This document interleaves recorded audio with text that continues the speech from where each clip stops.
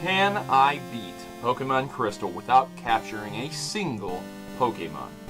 Now, before we get into this run, I need to establish a few rules because people seem to think that you can just use any Pokemon you want as long as you have a Pokemon for HMs, and that is not true. So, as I played through this game, I assure you it was quite the challenge just for the simple fact that you're not able to capture any Pokemon. Only given Pokemon are permitted. You are able to purchase Pokemon if you happen to go to a game corner and they sell them, or, for example, in Gen 1, the Magikarp guy sells you a Magikarp, but these Pokemon are far and few between. You are not permitted to capture a Pokemon because you need HM moves. You have to select the Pokemon you need to complete the game without being able to capture a single Pokemon. No Pokeballs thrown, no capturing of any sort. So that means if your starter doesn't have Surf and you need Surf to get another Pokemon for another HM, you're out of luck and the run has ended. So with that in mind, let's go ahead and begin this run.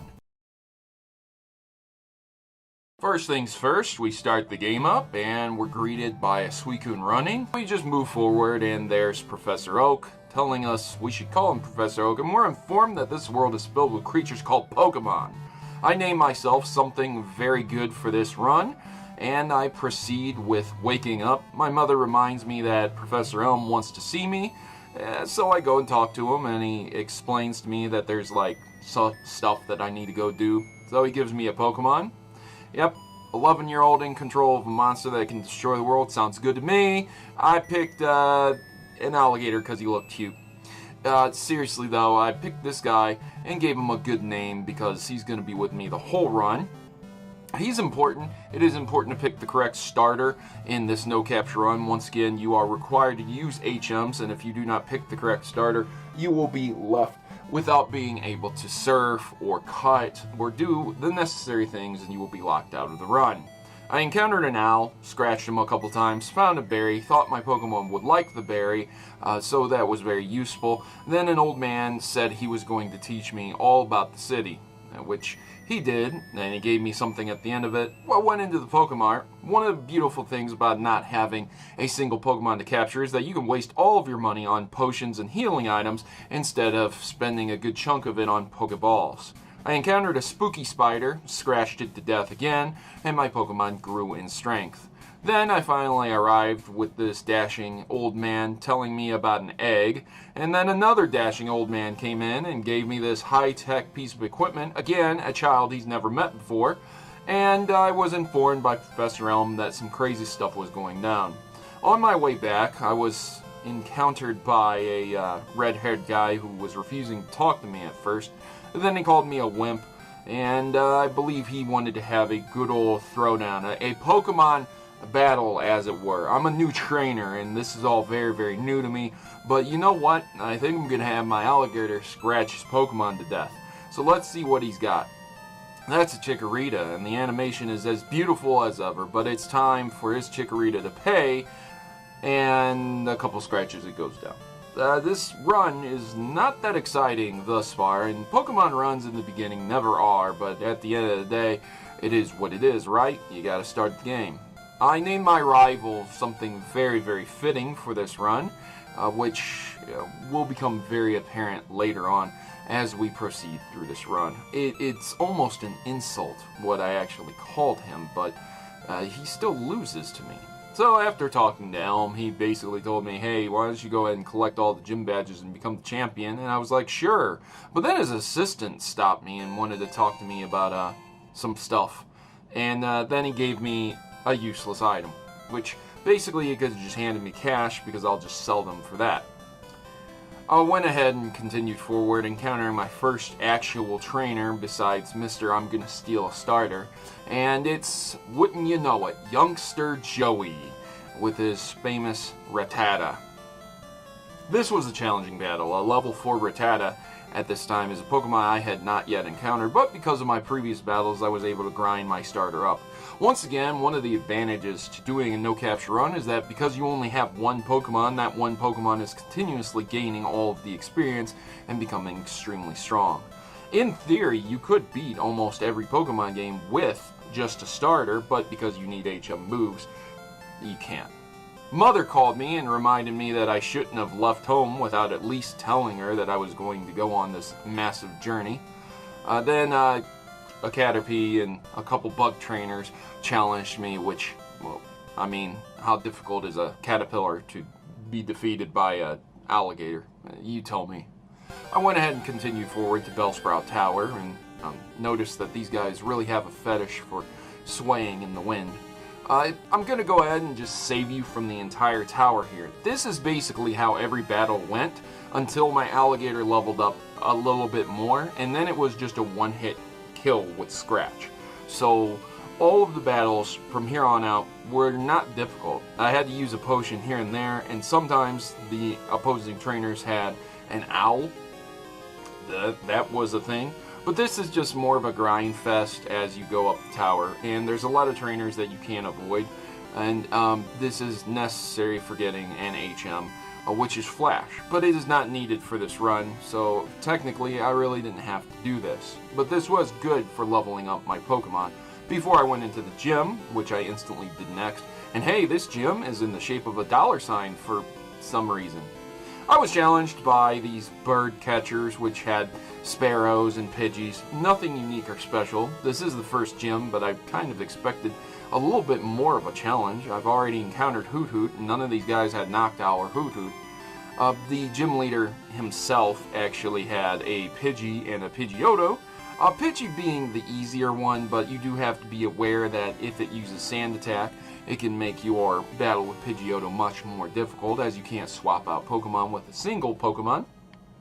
A couple scratches, and his Pidgey was done. Now, Pidgeotto was the actual challenge here. Being a level 9, I didn't think it would be that difficult, and truly it wasn't, but again, you have to be cautious because of RNG. RNG plays a disgusting role in this game.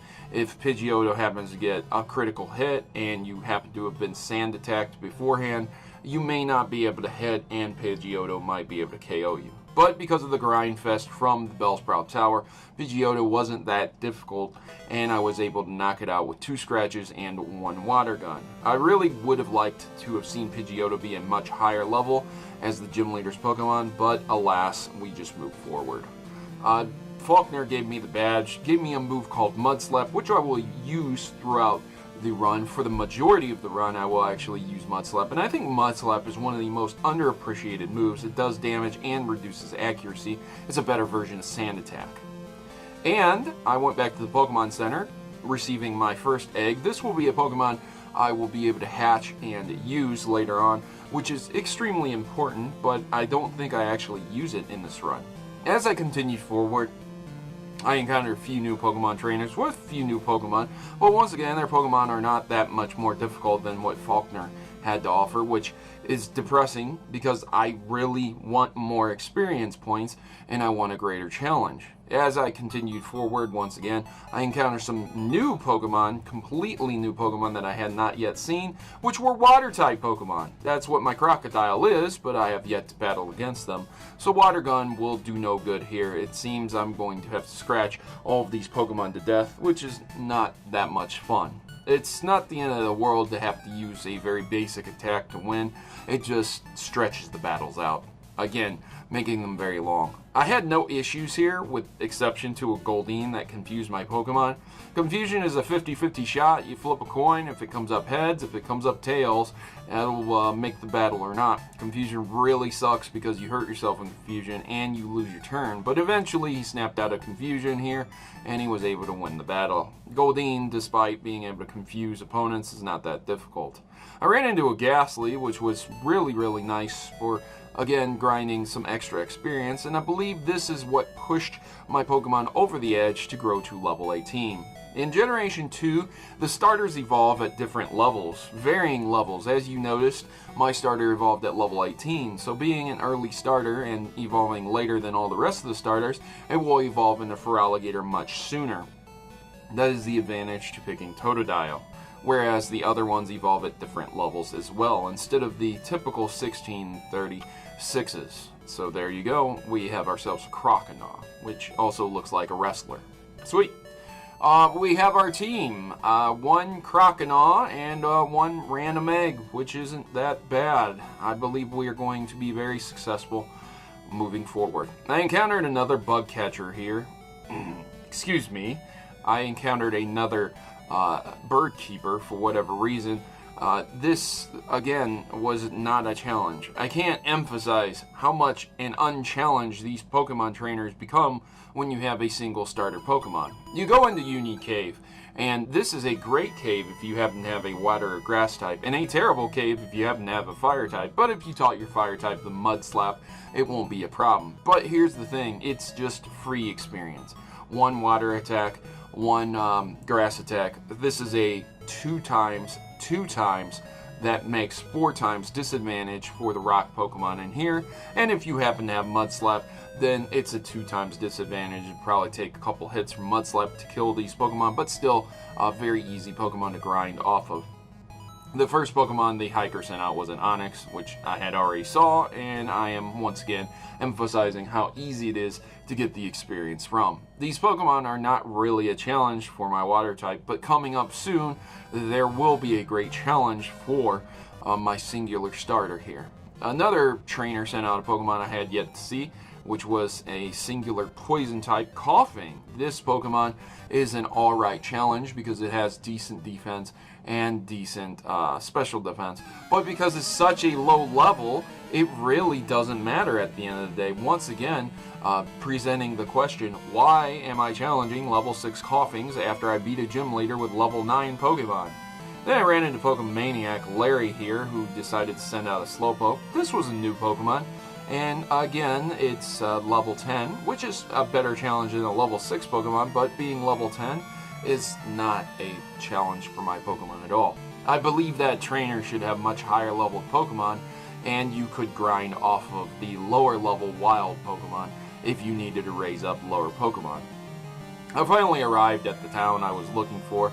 I went through and sold some extra stuff and then bought some extra stuff as well. And then I went and talked to Kurt. He got very, very upset that Team Rocket was at the Slowpoke well, and for whatever reason, he decided to run after I talked to him about it down to the well. So I decided to follow him, and he sprained his ankle and left things to a child. Once again, an adult leaving a child to destroy a criminal gang organization bent on taking over the world by abusing Pokemon and using Pokemon to make money. A child. Sounds good to me. These Team Rocket members had nothing new that I had not yet seen yet, mostly consisting of poison types like Zubats, maybe an Ekans, Rattatas that are normal types, no real challenge. Some of them had Coughings, which again I had already seen because of the Fire Breather, and that was it. That's basically how the battle went. A couple water guns and they were finished. And again, not being that challenging at level 14, 2 attacks will take them out, especially if you have Pokemon at level 21. Kurt was so appreciative, he gave me a piece of trash called a Lure Ball, and I went ahead and sold that and never thought of him again.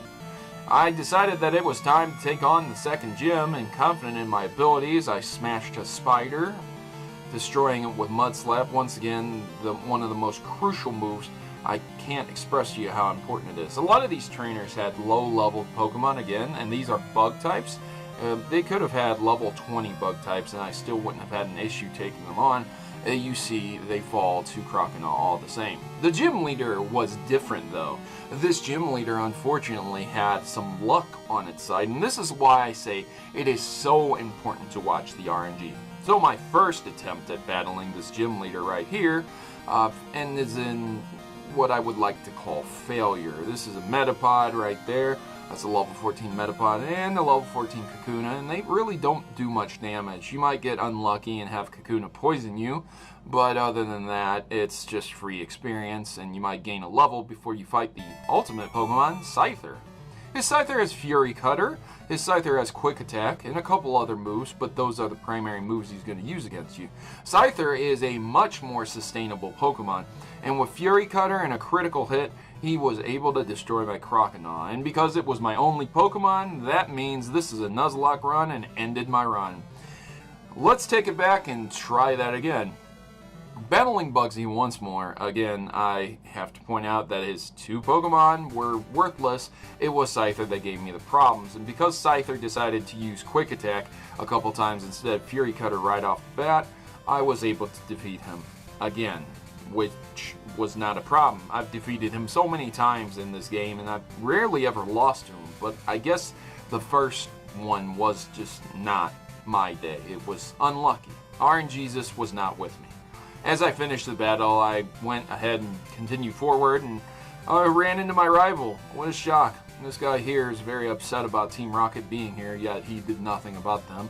He has a Ghastly and a couple new Pokemon, but again, being able to capture Pokemon gives him the edge over me. Somehow, he should be able to defeat me only having one Pokemon, and my Pokemon is weak to his Pokemon, Bayleaf, but Mudslap comes in clutch again because he can't actually hit me. He can't win. And there it is, ladies and gentlemen. The battle is mine, 3-1, and me at a disadvantage. I went into the forest, found a Farfetch'd for a lost guy. He was so happy, he gave me Cut, and I was able to chop down trees. It seemed only logical that the way forward would be for me to move upward, so I decided to walk around this forest a little bit, find some secrets, and I eventually left the forest. Now, this section right here is filled with a lot of Pokemon trainers that are just completely worthless to fight. This is a massive grind session, once again, to try and get you prepared if you happen to have captured some new Pokemon. Again, we're battling Pokemon that are like level 7 to level 14. And the level 14 ones are great, but there's really no point in battling the level 7 ones. If you happen to have only a starter and you've done a lot of minimum battles, at this point in time, you're likely to be around level 24 to level 26. With very few wild battles, I was able to take on all those trainers in that area and spare you that. I went to the department store instantly, decided to buy some good stuff. I found some TMs that I really enjoyed, which was all the punches as well as headbutt. I bought myself an Ice Punch, and I moved down to the bottom of the basement, where this guy told me he was trying to cheat with his Pokemon, and he was kicked out of the game corner. I wanted to know what Pokemon was he using. Magnemite? Porygon? No, it was Grimer. Wow. I found another Pokemaniac that happened to have Lickitung. Now, normally I wouldn't list this battle because it's just a level 12 Lickitung, and Lickitung's pretty rare for this game, but his Lickitung had a very weird move. My Croconaw has Cut, and his Lickitung has Cut too. Strange, huh? That's pretty cool. I found a coin case in the basement, and my crippling gambling addiction got the better of me because I'll be visiting those slots again soon, but the gym leader's more important. So I went ahead and found out that the gym leader is a normal type leader here, and I'm going to be battling some normal type Pokemon all the way up until the gym leader. Her Pokemon and her gym were pretty easy, just normal types. The only way you would have an advantage would be a fighting type move, and I don't believe any of the starters naturally gain fighting type moves, so it's basically just use what you can. After grinding through all of the trainers, I decided that it was time to challenge the Pokemon gym leader herself, named Whitney. Her Clefairy wasn't a problem at first, so I'm not even going to include that battle, and I'm just going to go straight to Miltank. As you can see, Given is fully healed, didn't take any damage from Clefairy. Miltank is a very big burden on a lot of trainers. A lot of early trainers get destroyed by Rollout, not understanding Rollout's mechanics, where it doubles in power every turn that it is used. But if you happen to have Mudslap from Faulkner, you can make her miss and make it a very, very easy battle. After she couldn't hit me anymore, all I had to do was bite her a couple times and it was over with. And Croconaw grew to level 28. Again, having a very strong starter at that point in time makes it a lot easier. I got the plain badge, and I went ahead and moved on to gambling because I'm completely addicted to gambling. Someone please help me. I went ahead and spent my life savings on coins, and it was time for me to hit those 777s. Ooh, baby, give me a triple. I'm telling you, I spent more time trying to get this triple than I would like to admit. I will tell you that it was over 2.5 hours that it took me to get one set of 777s. I was unable to get the lucky machine because it was not the morning that I streamed, but rather the night. But eventually I was able to get the 777s thanks to a couple golems falling. And when it lined up, it was the best feeling in the world. Thank God I don't have to gamble anymore. I'm so happy about that. I can kick the addiction and be free. Except that there's another place I can gamble at, isn't there? Well, we'll address that later on. I've moved forward, and if you didn't know, right in that little gatehouse where the guard was, you could get a sparrow if you wanted to, given to you for free for this run, but because this run is exceedingly easy so far, and I've only been defeated one time by very bad luck, I might add, I decided to not get the sparrow. But you could get a sparrow, and you could get a nice flying type. If you needed to fly around, he evolved him at level 20, so it wouldn't be that difficult to get him to use the HM Fly. But at the end of the day, you can walk everywhere you need. The Pokemon that I encountered on this route were, again, not really a challenge, but they are a higher level, which is nice. However, not high enough, being around level 15 to 20. And one of the cool Pokemon I saw were Pikachu, which didn't give me problems, and a Magmar, which again didn't give me problems. Oddly enough, Magmar is a lower level. I'm not sure why. Why is Magmar 5 levels lower than the Pikachu I battled? Is Pikachu supposed to be easier? One of the advantages, though, of streaming and battling and playing at night in this game is that you have the ability to battle these guards, which are not active during the day. Many people did not know that, but if you talk to them during the day, they will not battle you, but at night, they will, and they have usually Growlithe, which, if you have a water type, that makes it very easy, and if you have a grass type, it'll be a little bit of a challenge, but you should be able to overcome it. At this point in time, I'm almost level 30, so there's really no point in me battling such low-level Pokemon other than to grind the XP. XP is XP, and free XP is what I need. I encounter a Psychic with unique Pokemon like Abra and Kadabra. These were my introduction to Psychic Pokemon so far into the game. I also battled a Drowsy, but they aren't that much of a challenge. It's, again, free experience for you. I encountered a lady who explained to me that if I sprinkled water on this Pokemon over here, the tree will move and it will become a Pokemon.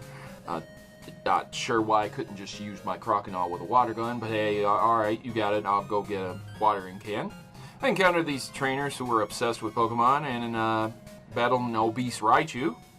I love Raichu Sprite in Gen 2. I encountered another guy who happened to have a bunch of Voltorbs. This guy annoys me because he starts out with like a level 2 Voltorb and goes all the way up to level 14.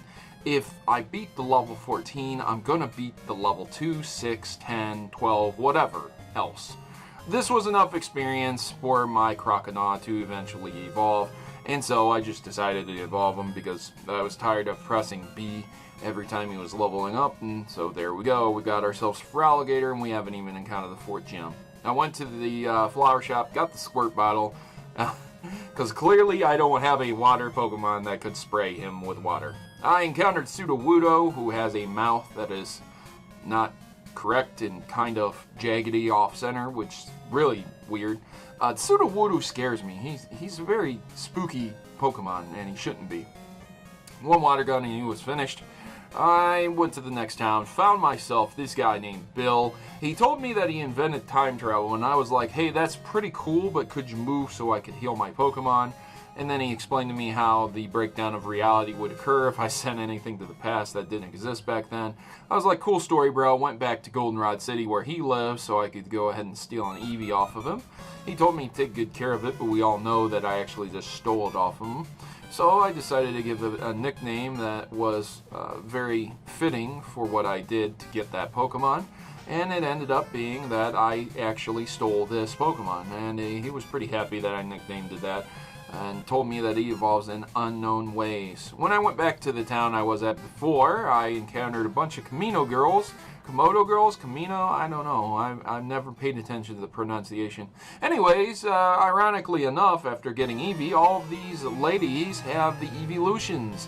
It's almost like the game was trying to show me what my Eevee could become so that I could put some thought into what I wanted to make it. Too bad they didn't sell the elemental stones, and instead I had to get a very strange roundabout phone call system to get them. So, yeah. Anyways, after I beat them, this guy gave me HMO3, which is Surf. I forgot to teach it to my Pokemon for some reason immediately and just kept Water Gun. I'm not sure what I was thinking at the time, but it really doesn't matter. I was able to proceed forward anyways. I went ahead and checked the tower up north here, the burnt down tower, you know, the one that's not cornered off, preventing people from just walking through and hurting themselves. An old wooden burnt down tower. Again, the rival is not an issue whatsoever. Even if you have a disadvantage to him, if your Pokemon is a high level, you can beat him. I flinch hacked his grass-type Pokemon, and that was it. After the battle, I believe we broke the floor, and I fell to my death. And then he just mocked me instead of saying, hey, you guys should probably go save that guy who literally died falling. And I encountered some legendary dogs that nobody ever thought to go into the basement and look for. Yep, perfect plot to me. The gym was next. Not a difficult gym at all. Once again, we have ourselves Ghost-type trainers. Considering we've already encountered Ghost-type Pokemon, these battles were not difficult whatsoever. These Pokemon trainers had Pokemon like Ghastly and Haunter, but that's it. This generation did not introduce any new Ghost Pokemon other than one, which was Miss Magius, which is very, very depressing because they introduced so many new Pokemon that were just useless.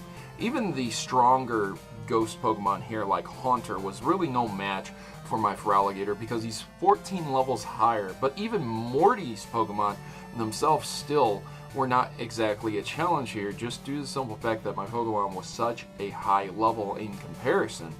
I was able to battle Morty and again just get all kinds of experience, but the challenge had just been gone because my starter Pokemon was just so powerful. Morty is the Ghost type gym leader, and he does instill fear in a lot of trainers because his Gengar. One of his Pokemon can put you to sleep and use Dream Eater. Another one is just mainly for attacking, and the other ones will curse you and use Shadow Ball, and that's basically his team.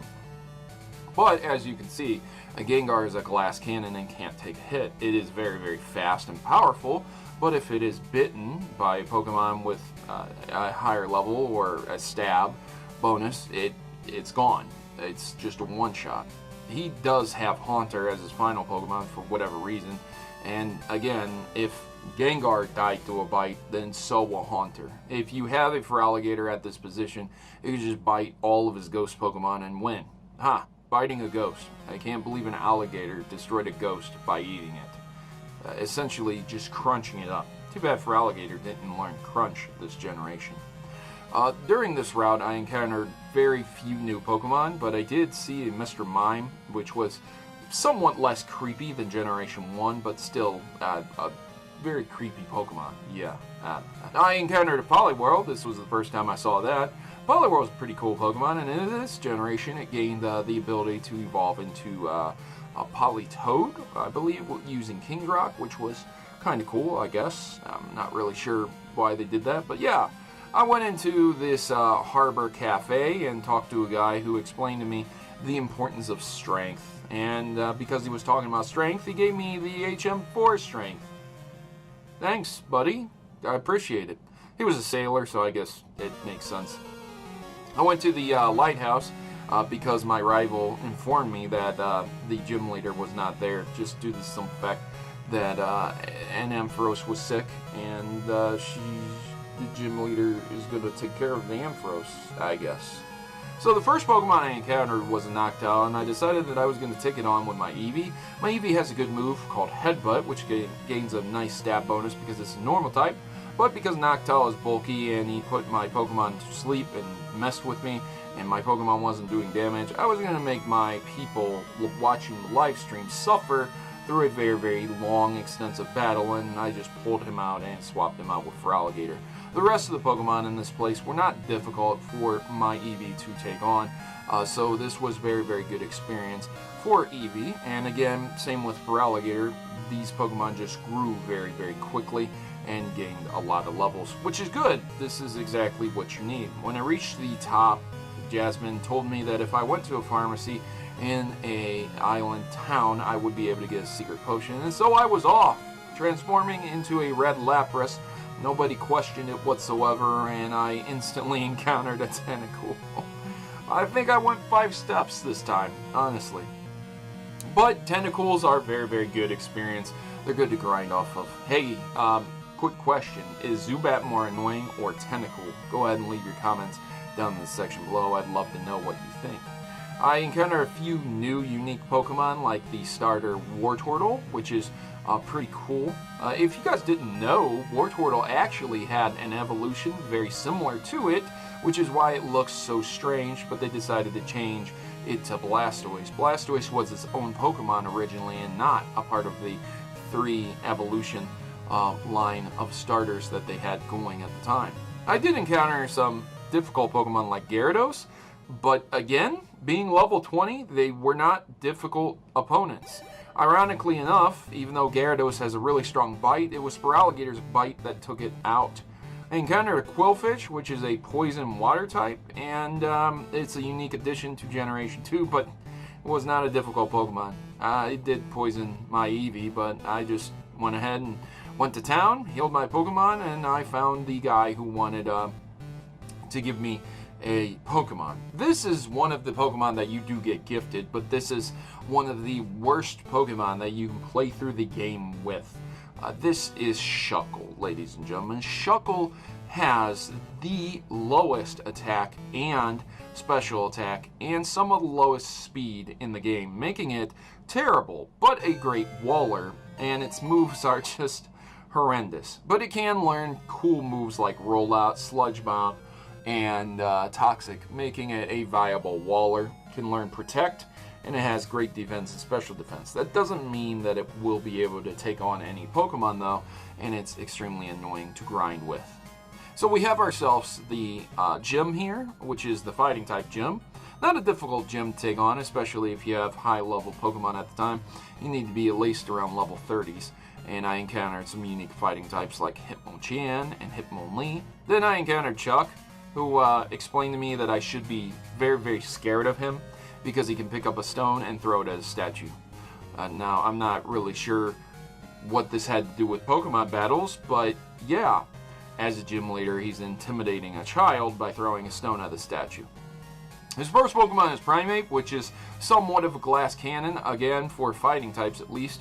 It has no good special defense, or defense, to be honest. His next Pokemon was Poliwrath, and Poliwrath has Mind Reader and Dynamic Punch, and Surf, I believe, making it a very difficult Pokemon to battle if you do not have a good counter for it. A couple Mud Slaps, and it can't hit me, making it a joke of a battle. Chuck is defeated, and I am able to move forward with the game. I went ahead and got the secret potion from the guy who wears sunglasses inside, because he wears his sunglasses, so he can see. You know what I'm saying? Anyways, I found Suicune again. It was hopping on water. Cool Pokemon. I can't capture it or anything, so I really don't care. Encountered an Electrode, which had Thunder at level 25. This Electrode belonged to Esoon. And yeah, that was the second lost Pokemon of the game. So I just surfed back to town. But for whatever reason, I completely forgot about giving medicine to Ampharos and getting Ampharos better. Now, if you didn't know, in Gold, Silver, and Crystal Generation 2, there's a giant T once you hit the good old Ghost City and you visit the 2 towers and find the legendary Pokemon. You can choose to do any path you want because you don't need Surf to go to the right. And at that point in time, you can get Surf, but you can just bypass it by going in the cave, finding a few items like I did, and encountering a few unique trainers. So that's what I did. I just don't know why I forgot the battle of the gym leader in Olivine City. So this is why these Pokemon are such low level around here. You would think after you battled a high level steel gym and a fighting type gym that you might encounter a few more powerful Pokemon, but you really don't. These trainers are anywhere from 17 to 30, and that's exactly what you would be expected to see down the other pathway if you chose to go that direction first. Once I reached town, I healed up my Pokemon, then I went north, and to avoid the toll road on the right hand side, I just went up the grassy area, and hey, would you look at that? That's a Raikou. Yep, that's a legendary encounter. You can encounter these Pokemon in the wild once you've seen them. They randomly appear, and if you go to that area when they appear on the Pokedex, you'll be able to encounter them. I encountered a shiny Gyarados, which I killed with a critical hit. I know a lot of people are going to be cringing in the comment section, but unfortunately I had no other choice than to destroy this Pokemon because this is no capture run. Lance decided to attack a human being with his Dragonite and a Hyper Beam. It didn't destroy or kill the human, which proves my Pokemon theory that humans are also Pokemon, just a different variety. And also Lance allowed me to get into the secret Team Rocket base. I turned switch on so the alarms would stop going off, and Scientist was so nice to let me know where that switch was. Most of the battles in this area are very, very similar to Generation 1's Team Rocket battles. They really just don't have anything new. It is, once again, Rattatas, Raticates, Zubats, Golbats. You might get an extremely rare occasion where an executive will have like a Murkrow or something. That's pretty cool. Or a couple scientists will have like Dittos or Porygons. Nothing very special, so that's why I'm not really showing a lot of these. I'm only showing some of the unique Pokemon that we have not yet seen to this point, or I have not displayed in these types of battles. So that's it. I'm not going to show all the battles that occurred down here because it's just a massive grind fest. Once again, if you went down to the island and you went to Olivine City first, this portion is extremely easy. But if you didn't do that, then this portion might be a little bit more of a challenge. But then that portion of the game would be easy. So there's really no way to balance that. After getting the 2 passwords, you just go up here and you talk to this executive, and once again, it's a shocker. You get to discuss these secret, amazing plans that Team Rocket has for resurrecting themselves, and they're basically forcing evolution through radio waves and frequencies. A cool story, bro, but once again, presenting me with a bunch of level 22 coughings, maybe a wheezing here or there, is not gonna stop me, and you're not gonna win. There is a double battle here. This is the introduction to double battles, but they're not quite yet implemented. They didn't come until Generation 3. So I like what they did here, and that was cool. At this point in time, a lot of people don't really realize it, but you do have an opportunity to encounter 3 forced encounter electrodes, which is cool. I always liked winking, smiling electrode, but the battles ended just like this every single time. So if you're looking to farm a shiny electrode, just be very aware that there's a good opportunity for you to get one, but also for it to explode. So yeah, after that, Lance gave me an HM that I will literally use 1 time in this entire game. That's right, if you didn't pick the proper starter or got a proper Pokemon to teach this HM to, your run would end. So yeah, that HM sucks. I'm pretty sure it was Whirlpool. I went to the Ice-type gym. For whatever reason, I encountered snowboarders. It makes sense that they would be in an Ice-type gym, but it doesn't make sense because you can't move on a snowboard unless you're in snow on the side of a mountain. The Pokemon that I encountered in here were a bunch of very basic Ice types. Cloysters, Shelders, we had Jinx, we have Seal, Dugong, Piloswine, you know, Pokemon like that. I even believe I encountered a Delibird at one point in time, but they were not a challenge again. Most of these Ice types are somewhat bulky, but they are extremely weak to fighting type moves. They are extremely weak to fire type moves, but if you happen to have an over-leveled Pokemon, trust me, 1 surf attack will do a lot of damage to Piloswine because it's part ground type. And that just happens to be what the gym leader's ace in the hole is. I believe he sends out a Piloswine as the Pokemon that's going to really end the battle. This is supposed to be a difficult Pokemon, but I don't believe anybody's ever had a problem with Price. Price also looks very creepy as a sprite. It's strange. In Pokemon Masters, Price's Pokemon is Seal and Dugong, not Piloswine, for whatever reason. I don't know. I thought you might want to know that information. Anyways, Piloswine was not difficult because of flinch hacks, but you could take any number of tactics to beat it. You could use the super effective route with Surf, you could use fire attacks, you could use fighting attacks, or you could just use Mud Slap, make them miss all the time, or hope for flinch hacks and have an OP Pokemon. It's really your choice at the end of the day. Again, after this, I just decided to continue on and continue forward. I randomly encountered a Stantler, which I thought was a somewhat odd encounter. I'm not really sure why I put that in here, but yeah, there it is. I talked to a guy. He allowed me to get TM36, which is Sludge Bomb. That was pretty cool because I immediately taught that to Shuckle, thinking that it was actually going to do something, and it does, kind of later on, but not really. At this point in time, I realized that the radio tower event had triggered, and I was curious as to why, so I went back to Olivine City and gave the medicine to Ampharos. Then I realized, yep, I'm an idiot, and I should have done that a long time ago.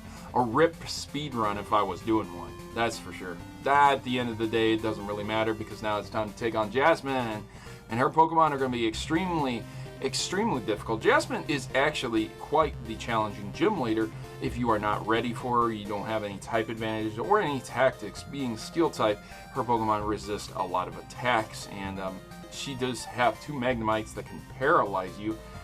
If at all possible, you use a Pokemon that can be paralyzed, but the Steelix is pretty easily overcome with Surf, so I'm not sure if a lot of people had problems with Steelix. Steelix has great defense, but in terms of defense against water type advantage, it's not happening. And again, you could potentially beat it with fire attacks, but I would say that it would be able to counter them a lot easier. I had no issue here, and once again, I beat her. I returned to the department store before I wanted to go and take on the radio tower, so I bought a bunch of X attacks and X defense and things like that.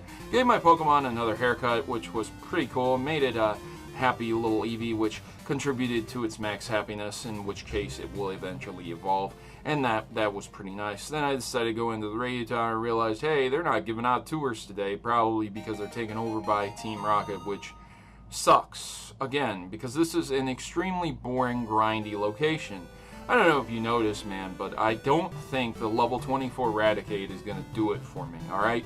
He's not going to beat me, he's not going to seal the deal for you. It's just Eradicate. It's just a Muck, an evolved form of Grimer, a Pokemon I've already taken on, I've already destroyed, and most notably, I would just like to add the fact that at this point in time, most people's Pokemon teams would be around level 30, so they would have a 5 to 10 level advantage, depending on how high up they are. In my case, I have something like, I want to say, a 20 level advantage with my starter, and like an 18 to 15 level advantage with my Eevee. So this isn't a difficult portion, especially with Pokemon that are extremely bulky, like Weezing. A couple headbutts just finishes it, right? So Shadow Balls, headbutts, whatever, it's a bulky Pokemon and it does take hits very, very well, but when you're this high of level, it's very difficult for it to even pose a challenge. This is where I encountered Porygon for the first time, and I think Porygon is one of the coolest and most underrated Pokemon, but when it came to my Platinum run, it did not put in the work that I wanted it to, and it ended up just being a very useless Pokemon. So maybe I'm incorrect. You go ahead and let me know what you think about Porygon in the comment section below. I would love to hear your thoughts and opinions, but I do like its little animation when it does enter battle. So I thought that was cool, and that's why I added it into this. As I got to the top, I spoke to the director about, oh, those tricky Team Rocket gangsters. This is actually a Team Rocket executive. I mean, I don't know how you would be able to confuse that. He has a giant R on his chest. Yes, I couldn't understand. He might be wearing a hat of some sort, but did he like throw it off and say, I tricked you, and like started the battle, or what? Like, seriously, he has a giant R on his chest. How did you not know? Or maybe my guy knew and he was like, you're an idiot. I know you're a Team Rocket admin. Let's just have this battle and let's go. Yeah, a couple surfs later and it was over with. That's all there is to it. So apparently he told me where the director was, gave me a basement key to open the door. He's so nice of him, and I went down to the basement to rescue the original director. As I continued my journey, my #1 fan confronted me about being Giovanni's favorite son, when in fact he stated he would be the one to take over and become the boss of the company. It was his privilege being the son of Giovanni. I then said, son, and the talking stopped and he entered into a Pokemon battle. I don't know what his deal is, but given the opportunity, he set out his grass Pokemon thinking that it was going to destroy me. But oh, did he not understand the wrath of Shuckle that has been placed before him? Yes, I power leveled Shuckle as I played through streaming this live, and though Shuckle has no attack, the poison that I have given him, the beauty in it is just absolutely magnificent. See, you might be saying to yourself, well, he's doing decent damage even though he has absolutely no attack, and that's really not, because I'm like over 10 levels higher and I'm using a very powerful poison attack that is super effective, and I'm only doing, I want to say, 1/5 of his life. So yeah, Shuckle is not that great, and even though it's a defensive monster, Meganium is cutting through the defense pretty well with Razor Leaf. Given enough time and critical hits, Meganium might take out Shuckle, but unfortunately his ego is going to be completely destroyed as it is trounced by my weird bug rock monster that does literally next to no damage. You see, Sludge Bomb's beauty is that it has a 10% chance to poison, and being something that Shuckle can use in combination with damage over time makes Shuckle somewhat viable, if not extremely slow and annoying to face. Shuckle is a perfect waller for online battles, but for this, not really. So yeah, my boy here, he was upset because he didn't understand the heart of the cards, and we just moved past that. I flipped a couple switches, found my way through a very simplistic switch puzzle, and I was in the basement on my way to rescue the good old director of the radio tower. I'm not really sure what these guys hoped to accomplish, but they didn't, and it was me who went to the basement to get the key from the director. The card key, that was. I picked up a couple HMs, picked up an Ultra Ball that I was going to sell anyways. Just a lot of stuff to sell. Once again, as you play through the game with only a couple Pokemon instead of a team of 6, you can really get a lot of experience for those few Pokemon, power level up, without even having to grind, which is really, really nice.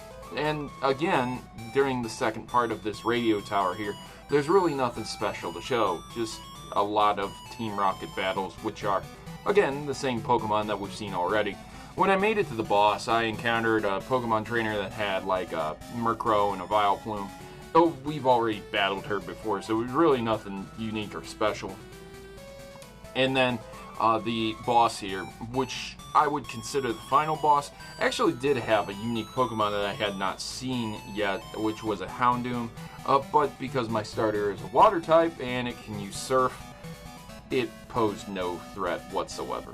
This is a preview to the battle that I'm going to have with Karen, the Elite Four Dark type user, but yeah, it was pretty easy to defeat. After everything settled down and I defeated Team Rocket, I grabbed the radio card, because I'll need it later on for Kanto for getting through the area. If you didn't know that, please never forget the radio card.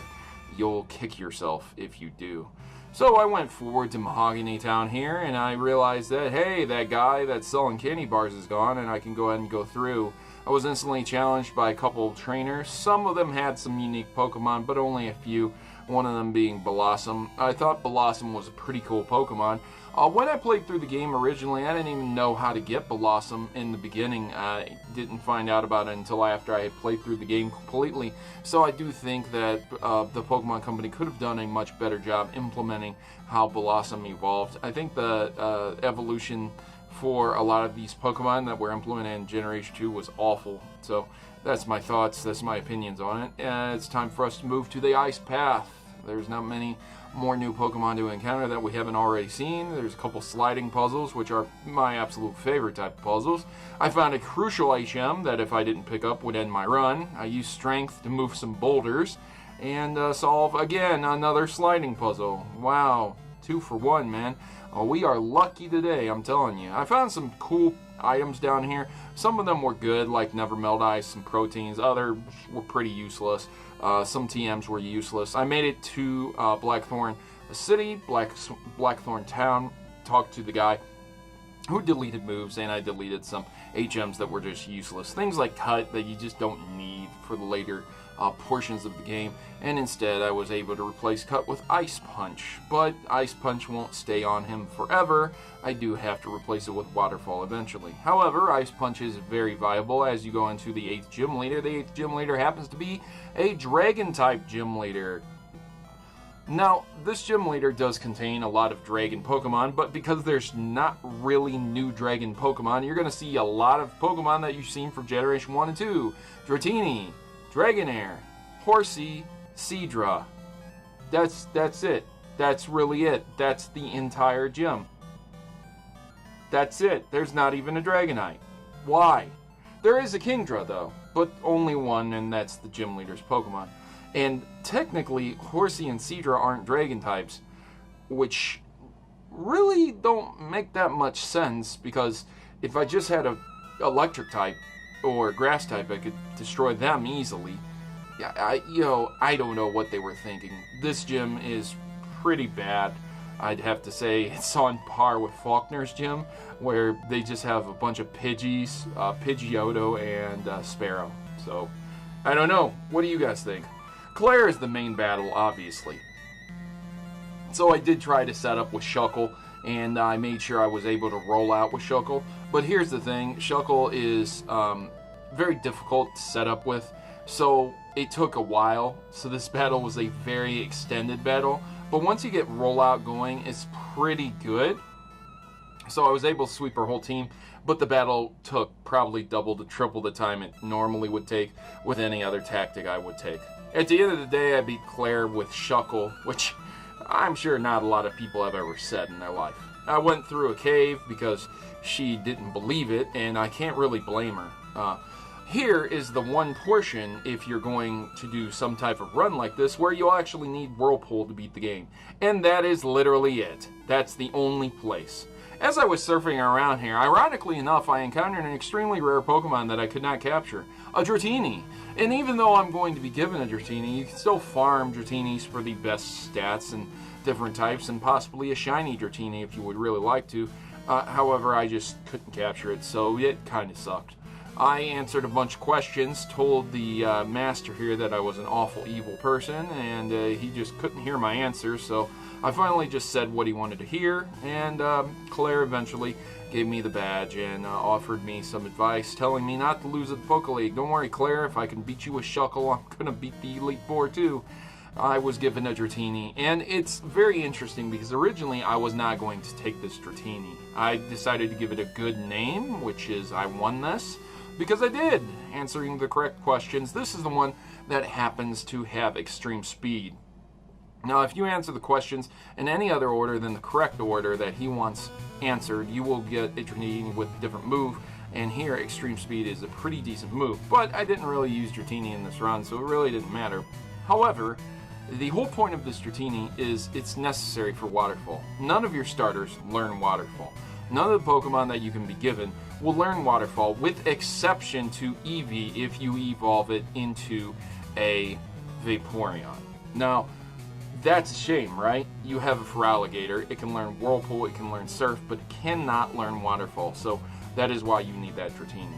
As I went down the path as a giant shortcut to New Barktown, I encountered a few new Pokemon I just hadn't battled yet, but they were really no challenge, again, being half my level. Half at this point in time, at least 20 levels lower. Some of them were cool and unique Pokemon that I really just had not seen at such a higher level. I do say that sparingly because level 30 is kind of a joke. So after I drowned a bull and I sent Machoke to the Shadow Realm, I was ready to go talk to the good old professor that sent me out on my original quest. He gave me a useless item, a Master Ball, which I politely reminded him I would never use. I thought to myself, should I throw this away in front of him, or should I wait and leave so that he can see it when he leaves the laboratory? Regardless, I just thought I would get on with my life and continue my journey, and here is the other section where you will need Waterfall for. Again, the only time you will need Waterfall in a run in this game to actually complete the game. You will only need Waterfall and Whirlpool these 2 times. For even post-Kanto. You could use them in different areas to get different things, but these are actually the only times you need them for progress. I encountered a wild Slowpoke, which wasn't difficult at all, even though it was somewhat a higher level than what I had experienced before, but this pushed my Eevee up to level 47, in which case this is the time where it was happy enough to evolve for me. Around this time when I play through Generation 2, my Eevee always evolves around this area, so I thought that was pretty cool and unique, a nice throwback to when I played this originally. Does your Eevee evolve around this time? Let me know in the comments down below. I encountered a Venusaur, which I thought was cool. I had never seen a Venusaur up to this point, but one Ice Punch put him on ice, and that was that. Now in this area, I encountered a bunch of Starmies that trainers had for whatever reason. I'm not sure what Game Freak was doing with the Starmies in this area, but there's a lot of them for various reasons. I really don't understand it. Like, they have an obsession with Starmie on that pier, and I had yet to see a Starmie really, like maybe once during my general playthrough. As I continued forward, I found this house, and this lady let me sleep over, so she was the MILF I was looking for right there.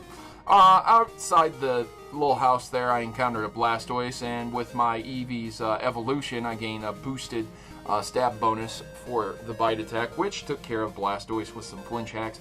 And again, the rest of the Pokemon in this area are not much of a challenge. They're around their 30s, so you can go ahead and guess 30s to 40s, and the Pokeleagues is around upper 40s to 50s and possibly 60s. So if you're around the 50s at this point in time, you'll be okay, even if you have 1 to 2 to 3 Pokemon. I would highly recommend having 3 Pokemon that are decently leveled for a no capture run, but you could ultimately attempt to do this with a starter and 1 other Pokemon that needed HMs. Not necessarily someone that you would just throw on HMs too. You would actually want them to be usable, because you do eventually get to the point where there's going to be status effects that are going to hit you status lowering moves, and you're going to want to swap out. I found Earthquake, taught it to Feraligatr, and then for one last time, my #1 fan here, who's been stalking me, and I got a court order against to stop following me, decided that it was all or nothing now. He was going to battle me, and he sent out Meganium. I guess the crushing defeat wasn't enough from Shuckle. 1 Ice Punch ended Meganium after it hit me one time. So it really does become just 2 hits at this point in time. I deposited Dratini because honestly I didn't need it at this point in time. I had my team, a Shuckle, Umbreon, and a Feraligatr. I bought a bunch of full restores, I bought a bunch of revives, all of which I really didn't use that much, and it was time to take on the Pokeleague.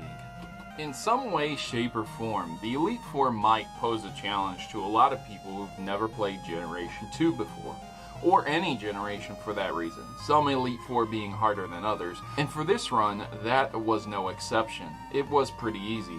So I'm just going to show a few highlights in some Pokemon that the Elite Four had, basically the last ones up, which would be their ace in the hole for most of the time. Sometimes they held back a Pokemon because it was weak for whatever reason, but because Will uses all Psychic type Pokemon and I have an Umbreon, all of his Pokemon were weak to Umbreon. So his bulky Slowbro was the last one up, and it was not difficult to take him down with Umbreon. Umbreon's a pretty good waller and could take a lot of hits and dish a lot of damage with the stab bonus. Same with Koga here. We have one Koga who is originally the Fuchsia City gym leader, who became the Elite Four Poison type master. This trainer here specializes in poison types in the Elite Four, as well as having quite a few bug types for some reason. I believe he specializes in status ailments, which is why he uses a lot of these unique Pokemon that can use moves like Spikes, Rapid Spin, Toxic, things like that. So he's not that difficult either. His most difficult Pokemon being Crobat, because it can use Double Team and it can set up on you really easily, which would be very challenging for you to actually hit him if you don't have a 100% accurate move that can never miss. So yeah, again, beat Koga, a couple Ice Punches here, you know, a few surfs there, it was over with. Then it was on to Bruno. Good old Bruno here thinks he's a challenge for me, and I would argue that Bruno maybe one of the worst, if not the worst, Elite Four member that actually carried over from Generation 1. He does come with his trademark Pokemon like Machamp, Hitmonchan, Hitmonlee. He has Hitmontop instead of just 2 Onyxes, but he does still have an Onyx. So again, Machamp here is his ace in the hole, and I was very worried about this Machamp because you notice I'm only 4 levels higher, which means if he got a cross-chop critical hit, that would be over with, and cross-chop critical hit chances are doubled because it has a greatly an increased chance to get critical hits, but he did not score critical hits, so I was okay. And I'm very glad I was, because my other two Pokemon could not take on a Machamp, but I would have managed somehow, so here we are. Victory once again. I had beaten Bruno. Wasn't a difficult fight. Couple surfs and he was finished. All his fighting type Pokemon have no real resistance against special attacks. Then it was on to Karen. Karen is arguably one of the more difficult, if not the most difficult battle, because she does start out with her Umbreon, which is a waller who can confuse your Pokemon and make them inaccurate with sand attack, things like that. But then she does go into Houndoom, and Houndoom is a very, very difficult Pokemon. Even though it doesn't have that great of defenses, it does have an extremely high special attack, and it does gain the stat bonus for being a fire type. Now, I could have just swapped over to Feraligatr and used Surf to finish it, but I did want to get Umbreon some decent experience here. Now, the battle would have been over if she scored a critical hit on me with Flamethrower, but unfortunately she did not, and I got a high roll on that headbutt, meaning it was a one-shot. So that's a 10 out of 10. Once again, Karen beaten with the same tactics I used. But the problem is in the simple fact that I may or may not have enough power to destroy the incoming Pokemon, because then you have to start out with another rollout. So even though I can't miss because of X accuracy, that doesn't necessarily guarantee that I will, 1, outspeed, and 2, outpower the incoming Pokemon. So I decided to go for Rollout. Rollout's super effective against Gyarados because he is a flying type, and he's still frozen. He does have a 30% chance of unfreezing naturally because it's Generation 2, but he remains frozen for this whole encounter, which is really, really nice. And Rollout destroys him on the 3rd turn, meaning Rollout is at its 4th based power on the next Pokemon that he sends out. Now, I'm thinking to myself, you know, that's alright. Aerodactyl, I'll resist any attack he's going to throw at me. I'm going to go ahead and hit him with the Rollout. He's going to go for Rock Slide, which is going to do, I believe, neutral damage because I am a Bug Rock type. But it does not. It actually does super effective damage, but even so, it only does around 30-ish damage. And the 4th rollout does not secure the feint. It does not secure the kill, which is very depressing because he gets off another Rock Slide and he ends me with a critical hit. But not that it would have mattered. Being on my 5th rollout means I would not have been able to actually secure another KO from a different Pokemon. I would have had to swap out anyway. So I just switched over to Given, and because Given has Ice Punch, this battle is mine. Now, this is the only battle that I'm really going to show you all of the Pokemon that I actually battle, and I want you to just notice that even though it is great content, this is original great content that I personally did streaming live on Twitch 10:30 p.m. Eastern Time, Monday through Thursday, and I've been doing it for a while. This is essentially what it boils down to when you get into the higher levels of the game. You have a Pokemon that is extremely powerful. You have moves that can one-shot, and that's all it is. And that's why I did so many cuts that I did when I went through the game. Like, I know it's probably not the most entertaining thing to just see the Pokemon do a one-shot on another Pokemon, and that's the battle. But at the end of the day, there's a lot of downtime. There's a lot of in-between time where there's trainers, they have to do their animations, they have to send out their Pokemon come out, their animations happen, you send your Pokemon out, their animation happens, and then you get the battle. And then you finish the battle, they have a little spiel to say, you get the experience, you get the money, and then it flashes back to the overhead screen. So here we are once again, Dragonite, level 50, just cannot outspeed, cannot secure any type of hit against me. Ice Punch is devastating because Dragonite is 4 times weakness to an ice attack. It's just over with. He can't sustain a battle with any ice attacks. That makes Lance one of the easiest Pokemon trainers to go against as the Elite Four Master. I don't understand how he became champion. He does finish with a Charizard, and once again, he usually would finish with Dragonite, but because Charizard is extremely weak to my Water-type Pokemon, he saves it for last because he doesn't want to send it out and have it lose instantly. And with that, ladies and gentlemen, I just secured the win and the victory for if you can beat Pokemon Crystal without capturing a single Pokemon. Please take note once again, I did not capture a single Pokemon. I didn't capture a Pokemon and not use it for the HMs. I was given all of my Pokemon, and all of my Pokemon were used for HMs. More specifically, my starter, which at one point in time had 4 HMs, and I had to delete Cut and replace it with Ice Punch, and then I had to delete Ice Punch again and replace it with a different move. And then I did have to pick up a Dratini for Waterfall. You can see my playtime, you can see the Pokemon I actually own, which are 7, which includes the evolutions. Professor Oak is just telling me to go ahead and look for Pokemon in grassy areas. It took around 14 hours to do this no capture run, ladies and gentlemen, and as you can see, that is the end with the spinning Igglybuffs up above. What a run it was. What an amazing run it was. And I really do appreciate the support that I get on this video. If you like this video and you enjoy these challenges, please make sure to click the like button, because putting this together took me around 8 hours. A lot of cuts, a lot of editing, a lot of recording my voice and taking breaks so that I just wouldn't get a hoarse voice. But yeah, this was a fun time, and you can join me over on Twitch Live anytime you'd like to see this. But wait. Aren't I forgetting something? Oh yes, how could I forget? The post-Kanto game, that's right. Did I really beat Pokemon Crystal without capturing a single Pokemon if I didn't beat all 8 gym leaders, the Elite Four again, and Red? Well, yeah, no, I guess I didn't. So it's time for me to take this ticket that Professor Ohm gave me, and hey, look at that! Raikou again! I'm so lucky, aren't I?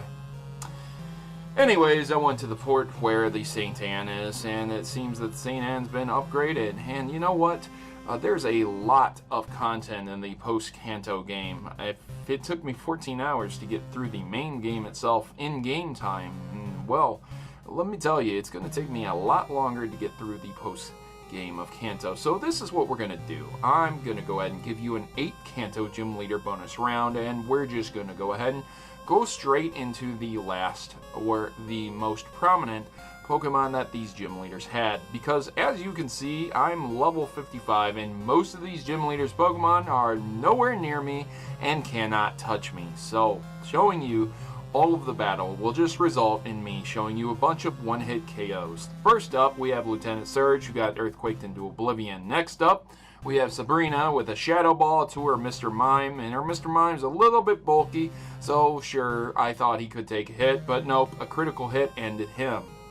And that's it for 2 gym leaders. Very quickly done, very easy, and would you look at that, I just had an insatiable desire to go ahead and gamble again. The gambling addictions got me, but this time, it didn't take me as long to hit the 777s, but it did indeed hit the 777s again. After my gambling addiction took me, I decided that it was time for me to go ahead and roll out Erica, and her Blossom stood no chance against my Shucky, which gained a level. And yep, that was it for Erica. Then I moved on to the Fuchsia City Gym Leader, which is Koga's daughter, and her best Pokemon was Venomoth, apparently, which was a level 39. Oh my god, these gym leaders are absolutely awful. Please, up them to at least level 60. Moving forward, I did a bunch of stuff to gain access to go and visit Brock, which his final Pokemon was Onix, but Brock does have some unique cool Pokemon like the fully evolved versions of the fossils, Kabutops and Omastar, but at the end of the day, he was no challenge as well. Same with Blaine on the island. He had to move his gym to an island because the volcano erupted on Cinnabar Island. In the original Gen 1, there was no volcano there, but in the anime there was, so I digress. At the end of the day, his fire types were no match for a bunch of surf attacks from my starter. And then it was on to Gary, who had his ace Pidgeot. He had Executor, Rhydon, a couple other Pokemon, and Arcanine was his final Pokemon. Finally, up in the 60s almost, and he still didn't pose a threat because I have a water starter with Surf. So any fire types or rock or ground types get crushed by him. So it wasn't that difficult. Then it was on to the good old mountain where Red is. And I did not have Flash. So here's the deal, ladies and gentlemen. I actually had to do this whole portion in complete darkness. And I just wandered around counting the steps and making my way through this entire dark place with no light whatsoever until I was able to reach the end. Now, it does take some finagling and some maneuvering to make it through this section without any light, but it is possible, and I have done it multiple times. And just for the simple fact that I don't want to teach any of my Pokemon Flash, I would rather have Sand Attack or Mud Slap or Double Team. Those moves are way better than Flash. I was able to do it.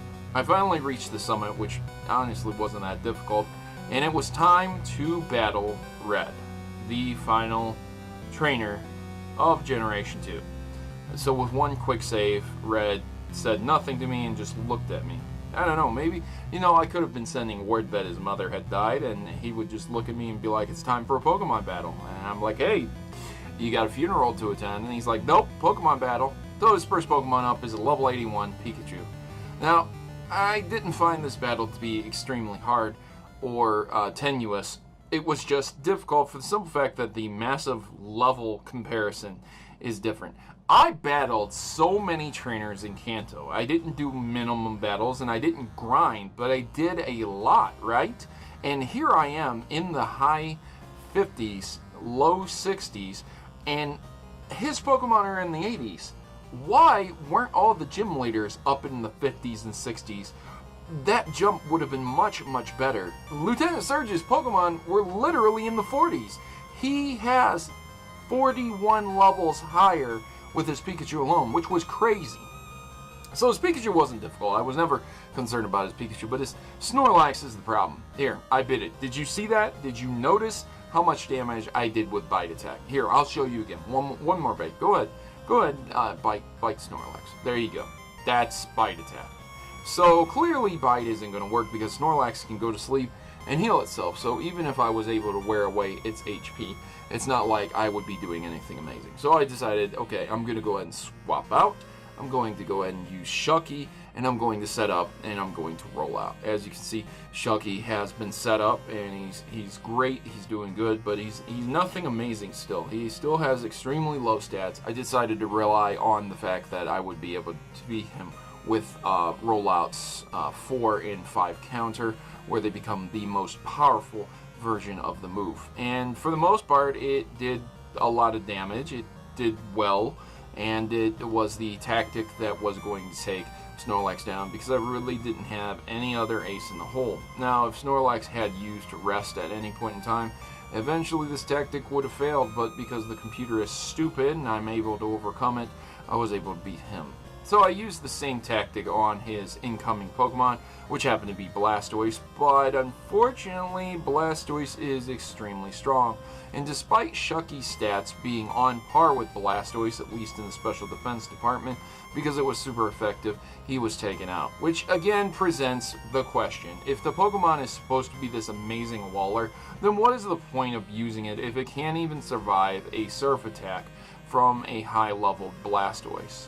The same attack is taken by Umbreon here, which has nowhere near the same special defense, and it does do a lot of damage, but it does not defeat Umbreon, unlike Shucky there. So it's just food for thought. Shucky has absolutely amazing stats, and Umbreon is a great waller, but Shucky is a much greater waller, yet Umbreon was able to survive, and Shucky was not. So after a couple bites, Blastoise bites the dust, and it's on to the next Pokemon, which is Venusaur. Now, here's the thing. Red's Venusaur really does specialize using Solar Beam, which means it actually has to charge it. There is no Sunny Day in play, so he has to charge every Sunny Day that he uses. So I'm relying on the hope that Ice Punch is going to do a massive amount of damage, and I'm hoping that it will miss continuously from sand being thrown at it, and it does eventually use Sunny Day, but Sunny Day does fade away, and it again just goes for Solar Beam, goes for the charge instead of Sunny Day, which was probably a terrible call on its part. It should have set up Sunny Day for the incoming Charizard, but it did not. Another one of his Pokemon are Espeon, because apparently through canon, Red does get Eevee for free in Pokemon Yellow, and so I guess it evolved into Espeon, whereas mine evolved into an Umbreon, making mine much easier to use. His Espeon is very difficult if you do not have a dark type, because it will use Psychic Attack, and Psychic Attack from Espeon at this high of a level is a lot of damage. Swift is still doing pretty decent damage to my Umbreon, but that's only because he's 13 levels higher. It's not that big of a deal because I'm able to heal with Moonlight, but the only move he can really use is Swift. I'm not entirely sure why he didn't use Sunlight or try to recover his Espeon, because at this point in time he really does only have 2 Pokemon left, which is Charizard and the Espeon that is being torn up currently by my Umbreon. A couple more bites and Espeon, once again, bites the dust just like Blastoise did. Don't underestimate Bite Attack. It's a pretty good move to use. Charizard is the final Pokemon that is sent out, and here we go. It outspeeds my Feraligatr. It does hit me with a nasty Flamethrower, but we're going to go ahead and take that on the chin. We get around 50-ish damage. One Surf Attack is all it's going to require to defeat this Charizard, because it's just so much damage, I believe. It might take 2, but I do believe it was only 1 Surf Attack that was required to defeat it. At this point in time, if it did indeed take 2, which it does, there's nothing that Charizard could do. Even if it got a critical hit, it would only do around 120 to 130 damage. Even if it burnt me with a critical hit, it still wouldn't be enough to finish my Feraligatr. Both of my Pokemon are down. The Umbreon I have and the Shuckle I have were knocked out by his team, and I was down to Feraligatr. And that's it. That's the final battle, ladies and gentlemen. A couple surfs later, and Pokemon Trainer Red is finished.